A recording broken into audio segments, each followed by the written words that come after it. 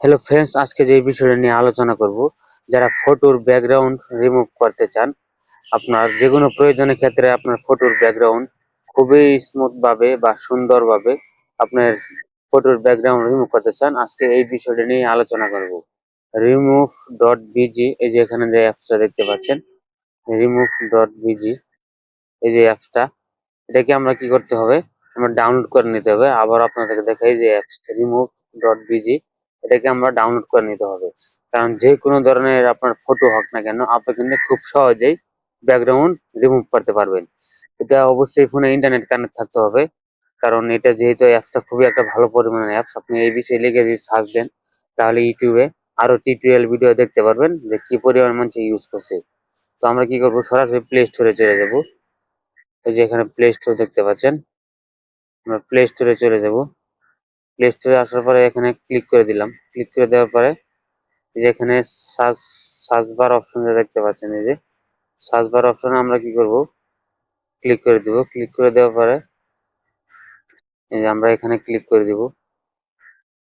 Click করে দেওয়ার পরে এখানে আপনার লেখা লাগবে। তো আমার আগে থেকেই লেখা ছিল, এখানে লিখে দেব আমি।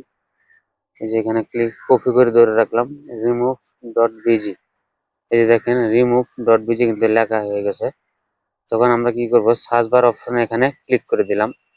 ক্লিক করে দেওয়ার পরে এই যে প্রথমে যে অ্যাপসটা দেখতে পাচ্ছেন, আপনারা ভালোভাবে লক্ষ্য করেন, এই যে অ্যাপসটা কিন্তু চলে আসছে এখানে। আর এখান থেকে কিন্তু আমার আগে থেকে ডাউনলোড করা 10 মিলিয়নের মতো মানুষ এখানে ডাউনলোড করছে, যে আপনারা দেখতে পাচ্ছেন। তো আমরা কি করব, যেহেতু আমার আগে থেকে ডাউনলোড করা, আমি ডাউনলোড করবো না, আপনাদের বোঝানোর ক্ষেত্রে আমি জাস্ট গুগল প্লে স্টোরে চলে আসছিলাম। আমরা এখানে ক্লিক করে ব্যাগে চলে যাব, আবার রিমুভ ডট এখানে ক্লিক করে দিব।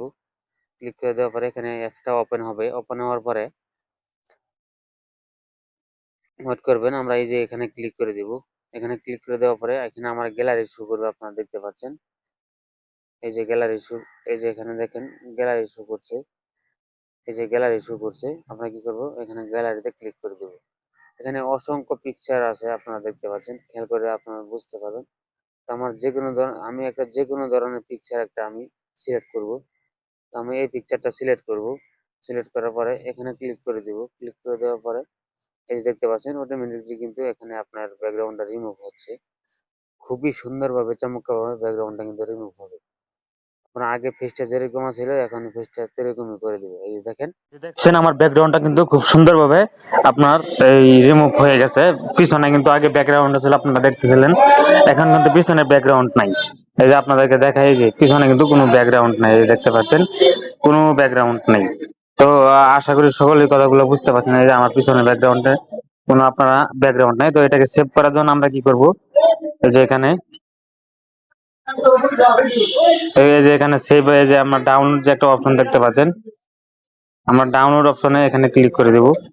এই ডাউনলোড অপশনটা এখানে ক্লিক করে দিলাম। ক্লিক করে দেওয়ার পরে এখানে একটা চোখের মতো আইকন দেখতে পাচ্ছেন, এই যে এখানে আমরা ক্লিক করে দেব। ক্লিক করে দেওয়ার পরে যে এখানে গ্যালারি, আমরা এখন যদি গ্যালারিতে চলে যাই, তাহলে কিন্তু গ্যালারিতে আমার ফটোটা দেখাবে যে ব্যাকগ্রাউন্ড চেঞ্জ রিমুভ হয়েছে।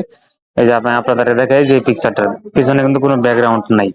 তো আগে যে পিকচারটা পিছনে ব্যাকগ্রাউন্ড ছিল, এই পিকচারও আমি আপনাদেরকে দেখাই এখান থেকে। এই যে এই পিকচারের ব্যাকগ্রাউন্ড কিন্তু চেঞ্জ করছিলাম। তো আশা করি কথাগুলো সকলেই বুঝতে পারছেন।